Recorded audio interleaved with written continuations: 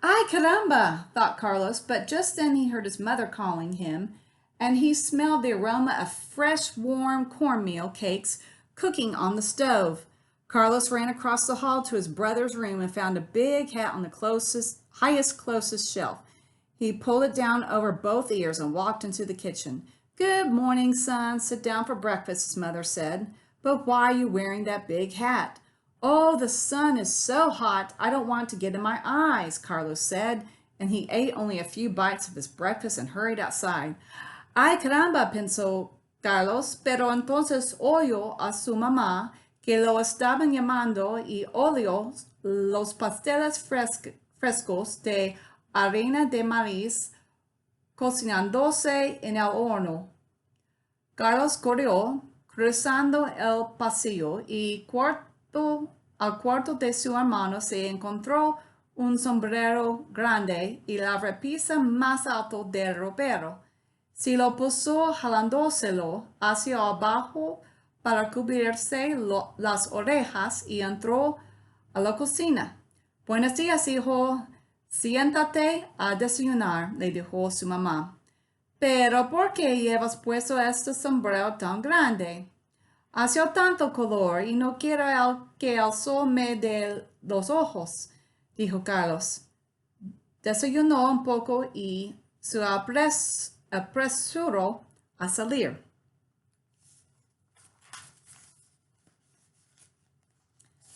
Bueno. Okay. That evening, That evening, Carlos came in from the garden dirtier than ever, and once again his mother told him to take a bath before dinner. I'll change my direction. Me cambio mi dirección. Okay. Carlos, did you take your bath? Asked his mother. Sí, mamá, answered Carlos, putting the large hat farther down over his ears. After dinner, he went straight to bed. Esa tarde, Carlos entró a la casa más sucio que nunca y otra vez más su madre le dijo que se bañara antes de cenar, pero Carlos solo se limpió la cara y regresó a la cocina con el enorme sombrero todavía sobre la cabeza. Carlos, ¿te bañaste? Le preguntó su mamá. Sí, mamá, respondió Carlos, bajándose más el enorme sombrero para cubrirse las orejas después de la cena y se derechito a la cama.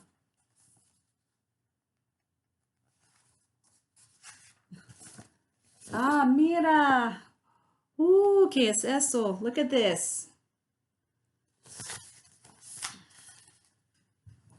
Carlos woke up the next morning and he felt his head heavy on the side. He didn't need to look in the mirror to know what had happened. A long green vine with yellow blossoms hung down the side of his pillow and trailed on the floor. Carlos tried pulling it out. He tried breaking it off. He tried stomping on it with his foot, but nothing would rid him of the squash plant, which was now several feet long. Ay, caramba, he thought to himself, and just then he heard his mother calling him for breakfast. He ran to his parents' bedroom, where he found an even larger hat in his father's closet.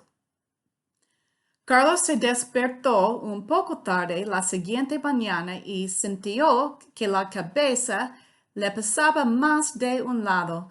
No necesitó verse en el espejo para saber lo que había pasado.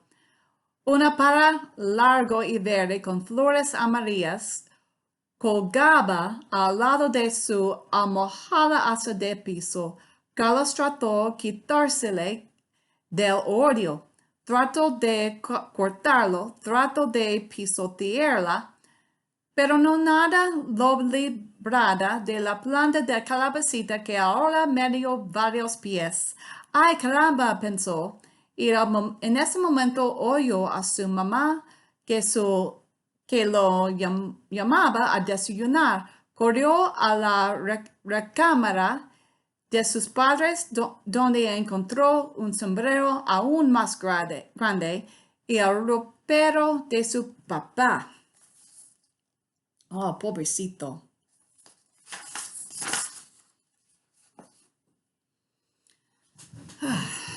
Coiling the squash vine on top of his head, he pulled the hat down over both ears, then walked into the kitchen. "Good morning, son. Have some warm tortillas and honey," said his mother. "But why are you wearing Papa's hat?" "It's very sunny and bright outside. I want to keep the sun out of my eyes," Carlos said. "But the sun isn't shining today. It's windy and cloudy," said his mother. Carlos didn't answer, but rolled up a tortilla and took it outside with him to eat. Oh my, oh.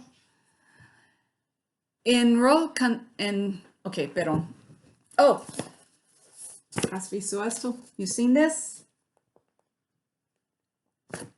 There's Carlos. Okay.